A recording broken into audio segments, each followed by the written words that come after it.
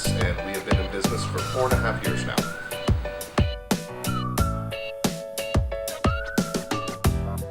Before I did this, I had a long career in the shipping industry that started with FedEx Ground and ended with DHL.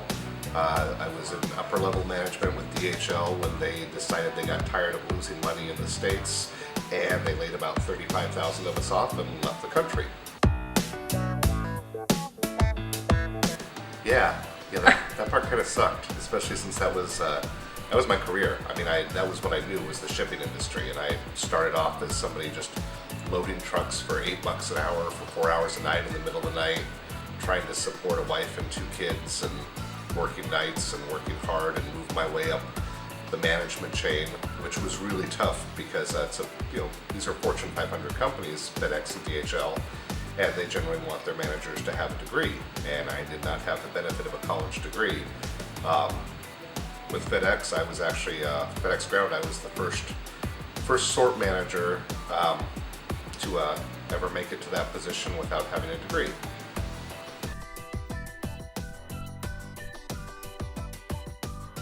Well, so after DHL was done, it was crushing, because that was my career. That was what I was going to retire from. Nice 6-figure salary, took care of my family, my kids were going to college, everything was fine.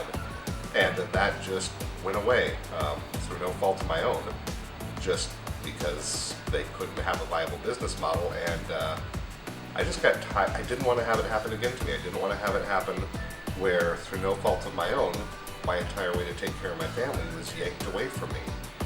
So I had to find something else to do, and this was like the height of a recession 6 years ago.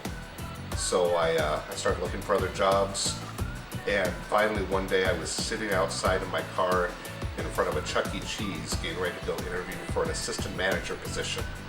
So I would get to be the guy who decided who wore the rat outfit. I would be an assistant manager at Chuck E. Cheese. And I couldn't do it, and I couldn't go in through the door. Then I went home, and I was pouting, and I was screwing around on Craigslist, looking at jobs, just looking at other stuff, and comic books had always been a good escape for me. You know, that's what they are, is they're a form of escapism, they're entertainment. And I was just poking around for comic books, and I found a box of old comics on Craigslist for $500, and I took the last $500 from that week's unemployment check and bought it, and scared the heck out of my wife that I left us flat broke for a week, and turned those comics into $2,000. And I thought that was a whole lot more fun than dealing with Teamsters.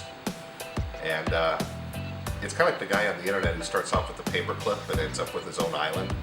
You know, I just kept getting some comics and flipping them and making some money, and flipping them and making some money, and did that while I was kind of half-heartedly looking for a job, not thinking this would really work. And then finally one day I went in to buy part of an inventory of a store. Amazing Stories was going out of business, and it was going to be me and the owner of Odyssey Comics were going to be buying their inventory, and I was just going to be putting it online with our eBay store. And he backed out of the deal at the last second, like as we're getting ready to exchange money. He backed out of the deal. I borrowed some money and bought the whole store, thinking I was just buying the inventory, and talked to the owner, just casual conversation. How much do you pay for rent? And it was like $500 a month for rent. And I went home and I asked my wife what she thought about having a comic book store. And that was 4.5 years ago.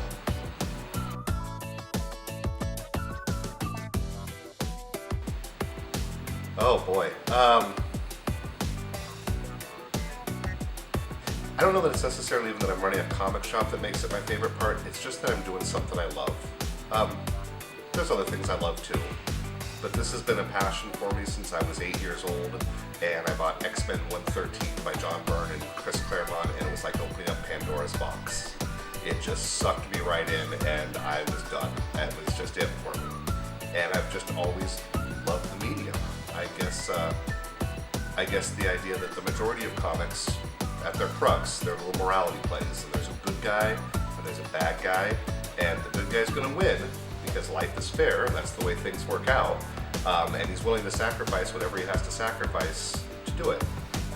And that's what I get to surround myself with. That's the majority of people that come into comic book shops. They're just good people that are looking for a way to escape an imperfect world for a little while and find some good entertainment.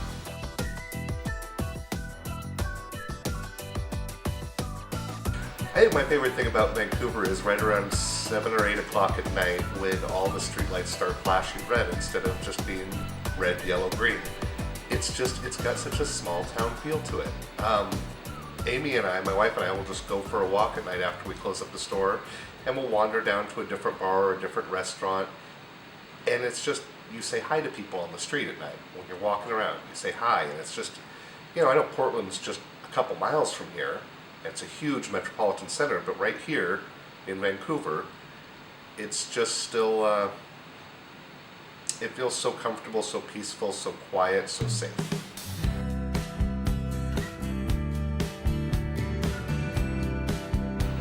Especially since we moved from Fourth Plate to downtown Vancouver, which was just the best thing that's ever happened to this business, is moving into downtown. We were fine before, but now it's a sense of community. It's not just about, it's much more profitable down here.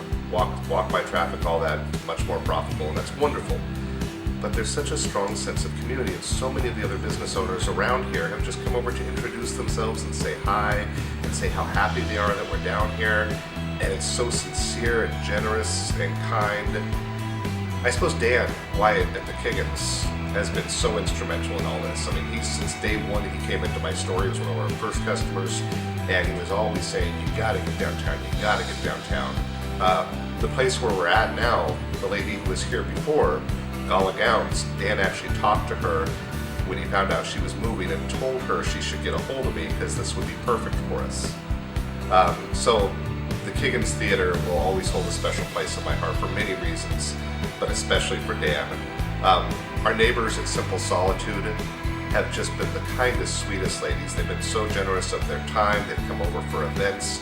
They've donated their skills and product to do people's nails while we had a My Little Pony signing. Wade at Bad Monkey Bikes has been wonderful. I even bought a bike from him recently. He's been so wonderful. The list goes, there's so many places we love.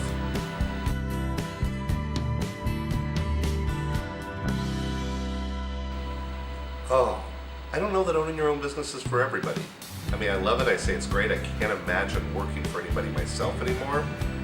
But I think it takes a special sort of mindset to run your own show, to put yourself out there. If I make a mistake and click the wrong button and accidentally order an extra 100 Archie versus Predators, that's on me. There's nobody that's going to bail me out. There's no Fortune 500 company with deep pockets that can absorb that loss. So I would say my best advice is just to make sure that that's where you are. Talk to other people who own their own businesses and make sure you're like them and that you have that mindset.